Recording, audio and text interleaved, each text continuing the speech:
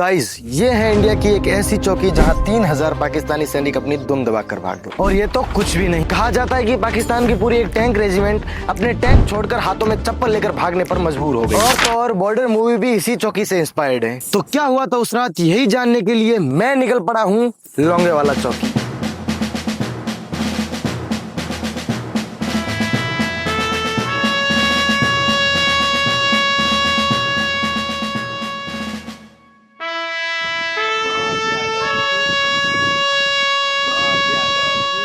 Oh my God guys, ये जो tank है ये पहले पाकिस्तान के थे लेकिन अभी इंडिया के हैं। वो वहां पर बैठे सोच रहे होंगे, भाईजान इंडिया वालों ने हमारे सारे टैंक रख लिए, भाईजान हम क्या करें। गाइस, यहाँ टोटल 3 टैंक है और 2 आरसीएल जीप है जो पाकिस्तान की है, और अगर कहो तो इंडिया की है, मतलब हमारी है। भाई ये कहने में ना इतना प्राउड फील होता है कि ये सारी जो गाड़ियां हैं, टैंक है, ये हमारे हैं फिलहाल टाइम में। इतनी सी बात हवाओं को बताए रखना, रोशनी होगी चिरागों को जलाए रखना, लहू देकर की है हिफाजत जिसकी हमने, उस तिरंगे को भी दिल में बसाया।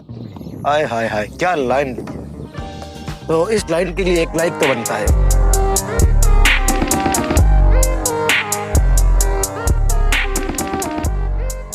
गाइस, ये वही माइनिंग है जहां से इंडियन आर्मी ने फायरिंग की। और इसी माइनिंग में हमारे जवानों ने अद्भुत बहादुरी दिखा। उस रात जब दुश्मन ने हमला किया तो इन्हीं बंकरों ने हमें बचाया। और ये बात यहाँ का हर एक पत्थर, हर एक दीवार वो इस वीरता की गवाही देती। आज भी जब मैं इन खिड़कियों से बाहर देखता हूँ तो मुझे उन बहादुर सिपाहियों की याद आती है जिन्होंने अपनी जान की परवाह न करके हमारे भारत देश को सुरक्षित। आज भी इस मिट्टी से वीरता की खुशबू आती है। इस मिट्टी का हर कण उन जवानों के अदम्य साहस का गवाह है, जिनके हालात भले कितने ही मुश्किल क्यों न थे, लेकिन उन्होंने अपनी पोस्ट नहीं छोड़ी और यहीं से उन्होंने दुश्मन का डटकर सामना और उनके टैंक सहित हौसलों तक को जला डाला। तो अब बारी है उन टैंकों को देखने की। गाइस, यहाँ के जवान कहते हैं कि लिटरली पाकिस्तान की सेना वहां। गाइस वो देखो, वहां कुछ है, चलो।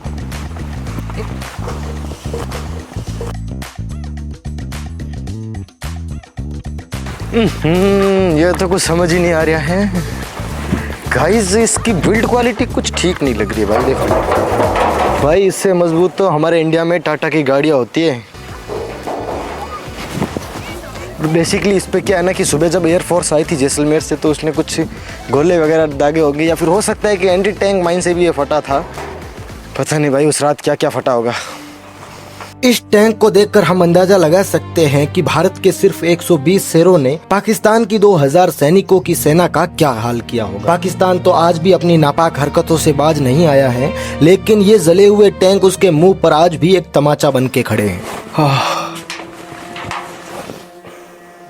गाइस, सच्ची में यहाँ पर इतनी गर्मी है।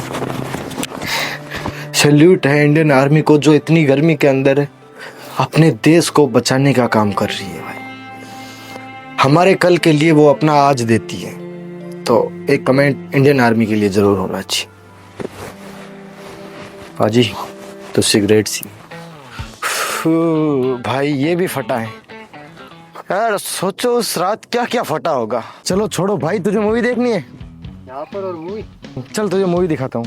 वहाँ थिएटर भी है गाइस, मेरे पीछे एक थिएटर है जहाँ 1971 की वॉर के रिलेटेड एक मूवी बनाई है जो दिखाई जाती है। सिर्फ मात्र 50 रुपए यहाँ की टिकट है। तो मैं मूवी देख के आता हूँ क्योंकि कैमरा अंदर ले जाना सख्त मना है, और बाद में रिव्यू देता हूँ। भाई क्या मूवी थी यार, सच में मजा आ गया। ऐसा लग रहा था कि 1971 की वॉर के अंदर मैं खुद शामिल था।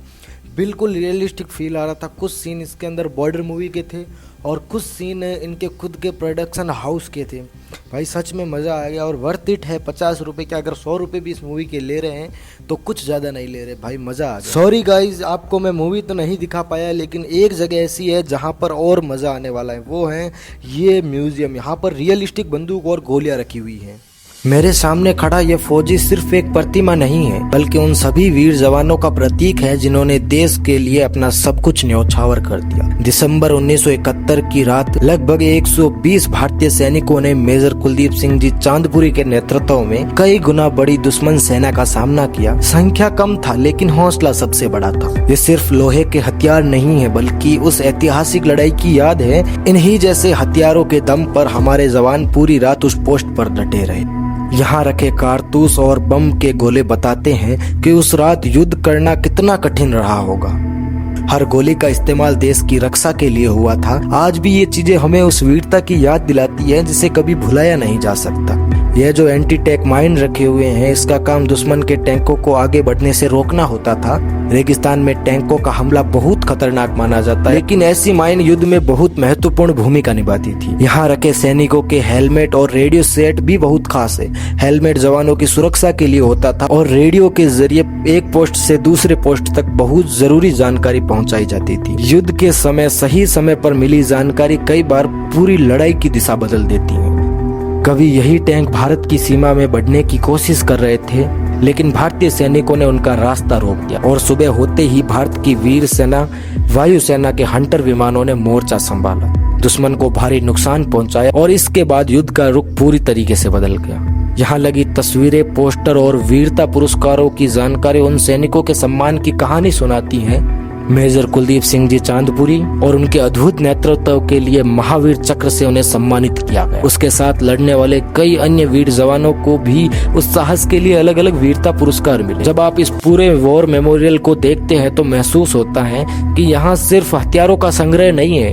यहाँ रखी हर चीज, चाहे बंदूक हो, टैंक हो, हेलमेट हो या फिर रेडियो या एक एंटी टैंक माइन ही क्यों ना हो, वो सब एक ही बात कहती है कि देश की रक्षा के लिए हमारे सैनिक किसी भी चुनौती से पीछे नहीं हटते। लोंगेवाला की ये जीत हमें सिखाती है कि जीत हमेशा बड़ी सेना से नहीं होती, बल्कि हिम्मत, सही रणनीति और देश के लिए कुछ कर गुजरने के जज्बे से होती है। इसीलिए आज भी यह जगह हर भारतीय के लिए एक गर्व और प्रेरणा का प्रतीक है। जय हिंद, जय भारत।